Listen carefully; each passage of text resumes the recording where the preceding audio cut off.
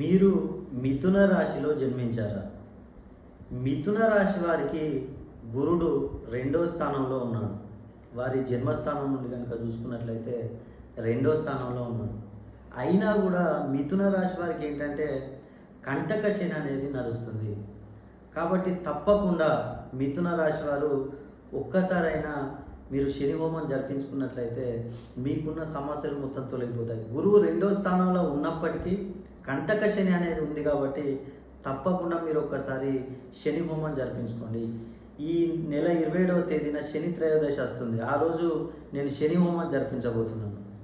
కాబట్టి తప్పకుండా మిథున రాశికి చెందిన వారు ఎవరైనా సరే మీ పేరుని మరియు గోత్రాన్ని కనుక నాకు పంపించినట్లయితే మీ పేర్లపై శని హోమం జరిపించి వీడియో తీసి వాట్సాప్ ద్వారా మీకు అందజేస్తాను. అదేవిధంగా ఒకటి శనిమణి లాకెట్ను కూడా ఉచితంగా అందజేస్తాను. ఈ అవకాశాన్ని మిథున రాశి వాళ్ళు తప్పకుండా వినియోగించుకోండి.